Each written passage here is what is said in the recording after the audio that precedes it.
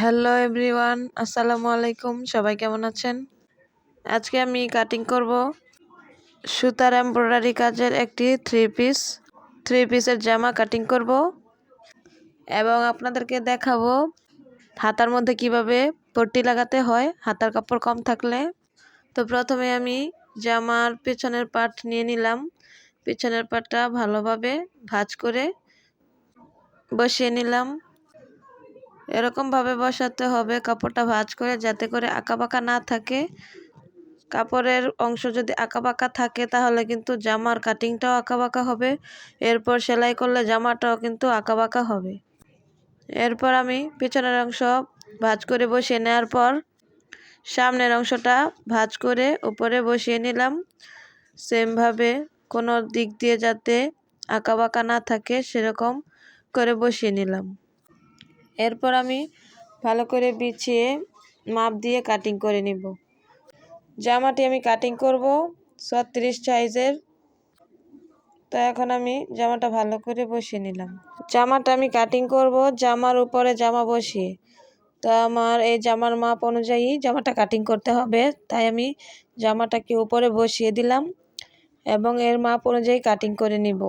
জামা দিয়ে যদি জামা কাটিং করতে হয় তাহলে কিন্তু অবশ্যই যেই জামার মাপ অনুযায়ী কাটিং করা হবে সেই জামাটা খুব ভালো করে আগে ভাঁজ করে নিতে হবে, যাতে করে সেই জামার কোনো অংশ কুচকিয়ে না থাকে। যদি সেই জামার অংশটা কুচকিয়ে থাকে তাহলে কিন্তু মাপটা অ্যাকুরেট হবে না, কম বেশি হবে।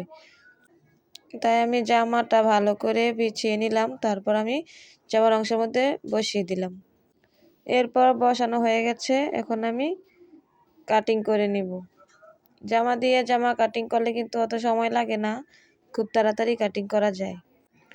জামাটা একজন শর্ট মানুষের, তাই অনেকটা কাপড় বেঁচে গিয়েছে। তো এই কাপড়টুকু আমি কাটিং করে ফেলে দিব। পরবর্তীতে এই কাপড় থেকে আমি গলার কাপড় কিংবা এক্সট্রা কিছু কাপড় লাগলে সেই কাপড়টা নিয়ে নিব।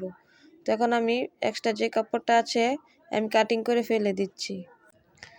এরপর যে অংশটুকু রয়েছে এর মধ্যে আমি গলা কাটিং করে নেব জামার মাপ অনুযায়ী। তো জামার গলাটা হচ্ছে লম্বা 4 ইঞ্চি পরিমাণ এবং পাশে 2 ইঞ্চি পরিমাণ। খুবই ছোট গলা। গলা যার যার রুচি অনুযায়ী কেউ ছোট পরে, কেউ বড় পরে। তো আমি এই মাপ অনুযায়ী কাটিং করে নিচ্ছি। তো সামনের গলাটা 1/2 ইঞ্চি পরিমাণ একটু বড়, তো সামনের গলাটা আমি আর একটু বড় করে নিলাম। এরপর কাটিং করা হওয়ার পর আমি এখন হাতার সাইডটা কাটিং করে নিব। হাতার সাইডটাও ঠিক একইভাবে আমি জামার মাপ অনুযায়ী দাগ করে নিয়েছি। এখন আমি কাটিং করে নিব। জামার মাপ অনুযায়ী দেখুন আমি বসিয়ে বসিয়ে দেখছি ঠিক আছে কিনা, তারপরে আমি এই মাপ অনুযায়ী কাটিং করে নিব। যারা নতুন সেলাই কাজে তারা কিন্তু প্রথমেই নতুন জামা কাটিং করার সময় ভয় পায়, সাহস করে কাটিং করতে পারে না। তারা কিন্তু এভাবে জামার উপরে জামা বসিয়ে কয়েকদিন কাটিং করলে সেই ভয়টা ভেঙে যাবে এবং জামাটা নষ্ট হবে না। তো এভাবে নতুনটা কাটিং করে নিতে পারেন। তো এখন আমার জামার হাতার সাইড কাটিং করা হয়ে গেছে, এখন বডির সাইডটা কাটিং করে নিব। তো জামার থেকে আমি 2 ইঞ্চি পরিমাণ কাপড় বেশি রেখে কাটিং করে নিচ্ছি। তো এভাবে আমি লম্বায় পুরোটা কাটিং করে নিলাম। তারপর আমি কোমরের সাইড দিয়ে যে ফাড়ার অংশ থাকে সেখানে একটি চিহ্ন দিয়ে রাখবো। তো এভাবে কিন্তু নতুনরা খুব ইজিভাবে জামা কাটিং করে নিতে পারেন। তো এখানে আমি একটি চিহ্ন দিয়ে নিচ্ছি যাতে করে সেলাই করার সময় কোনো অসুবিধা না হয়। এখান পর্যন্ত আমি বডি সেলাই করে থেমে যেতে পারি। তো হাতাটা আমার মনে হচ্ছে আরেকটু কাটিং করা দরকার, তো আমি আরেকটু কাপড় কাটিং করে নিচ্ছি। তো এরপর যে আমার জামাটা কাটিং করা হয়ে গেছে, এখন আমি গলার কাপড় নিয়ে নিব। এক্সট্রা যে কাপড় রয়ে গেছে এর থেকে আমি গলার কাপড় কাটিং করে নিব এবং হাতাটাও কাটিং করে নেব। ভিডিওটি ভালো লাগলে অবশ্যই একটি লাইক দিবেন এবং আমার চ্যানেলটি সাবস্ক্রাইব করে পাশে থাকবেন এবং আপনাদের মতামত জানাবেন কমেন্টে। তো আমার জামাটা আমি কাটিং করে ভাঁজ করে রেখে দিলাম। সবসময় জামা কাপড় কাটিং করে সব কাপড় একসাথে রেখে বেঁধে রাখবেন, যাতে করে কোনো কিছু হারিয়ে না যায়। পরবর্তীতে কিছু হারিয়ে গেলে কিন্তু খুবই অসুবিধা হয়। তো এখন আমি হাতার অংশটা নিয়ে নিচ্ছি। প্রথমে একটি হাতা আমি বিছিয়ে বসিয়ে নিলাম, তারপর অপর হাতাটিও আমি সেমভাবে উপরে বসিয়ে নিলাম। তো এভাবে সুন্দরভাবে বিছিয়ে নিলাম যাতে করে আঁকাবাঁকা না থাকে। সমান করে উপরে বিছিয়ে নিলাম।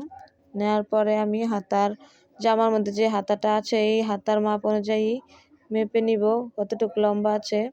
তো এখন আমি লম্বাটা মেপে নিচ্ছি। লম্বা যা আছে তার থেকে আমি 1.5 ইঞ্চি পরিমাণ বেশি নিয়ে কাটিং করে নিব, কারণ হাতার নিচে দিয়ে 1 ইঞ্চি পরিমাণ বর্ডারের মধ্যে যাবে এবং উপর দিয়ে আধা ইঞ্চি পরিমাণ সেলাইয়ের মধ্যে যাবে। তো মোট 1.5 ইঞ্চি পরিমাণ কাপড় বেশি লাগবে। তাই আমি 1.5 ইঞ্চি পরিমাণ কাপড় এক্সট্রা রেখে আমি কাটিং করে নিচ্ছি। তো এভাবে আমি গোল করে কাটিং করে নিচ্ছি। আমি এখানে কোনো মাপঝোপ দিইনি, যেহেতু আমি জামার উপর জামা বসিয়ে কাটিং করছি তাই। তো এখন আপনারা খেয়াল করবেন যে এক্সট্রা কাপড় রয়েছে এর থেকে আমি কিভাবে হাতার মধ্যে পট্টির অংশ লাগিয়ে নিব। পট্টির অংশের কাপড় এখান থেকে আমি কাটিং করে নেব। দেখুন, দেখে বুঝতে পারবেন খুব সহজভাবে আমি কাটিং করে নিচ্ছি। এক্সট্রা কাপড়টুকু আমি বিছিয়ে বসিয়ে নিলাম। তারপর আমার যতটুকু দরকার ততটুকু কাপড় আমি কোনাকুনিভাবে কাটিং করে নিলাম। এরপর সেলাই করার সময় শুধু জয়েন করে দিলেই চলবে। তো এভাবে আমি কাটিং করে নিচ্ছি খুবই সহজভাবে। এভাবে যদি হাতার মধ্যে কম কাপড় থাকে এভাবে কিন্তু কাটিং করে নিতে পারেন, তাহলে হাতার মধ্যে কোনো ধরনের সমস্যা হবে না। হাতার চওড়ার কাপড়টা যদি কম হয় তাহলে কিন্তু কাটিং করতে খুবই অসুবিধা হয় একটা হাতা। তো এভাবে কাটিং করলে কিন্তু খুব সুন্দরভাবেই হাতার কাপড়টা হয়ে যায়। তো এখন যে এক্সট্রা কাপড় রয়ে গেছে এর থেকে আমি গলার অংশের কাপড় কাটিং করে নিব। তো যেহেতু 2 সাইডেই গোল গলা তাই আমি দুইটার জন্য 4 পাটের কাপড় নিয়ে নিলাম। 4 পাটের মধ্যে 2টি গলা কাটিং করা হবে। তো এখানে আমি 4 পাট নিয়ে নিয়েছি। এরপর আমি গলা কাটিং করে নিচ্ছি। এই গলার কাপড়টা লম্বায় 4 ইঞ্চি এবং পাশে 2 ইঞ্চি এবং সাইডে দিয়ে আমি 1.5 ইঞ্চি পরিমাণ চওড়া রেখে কাটিং করে নিয়েছি। এরপর সামনের গলাটা একটু পান গলার মতো কোনাকুনি, তাই একটু কোনা করে নিলাম এবং পিছনের গলাটা গোলই থাকবে। তো পিছনের গলাটা আমি গোল রেখে দিলাম। তো এই তো আমার সম্পূর্ণ জামাটা কাটিং করা হয়ে গেছে। তো এভাবে আপনারা খুব সহজভাবে কাটিং করে নেবেন।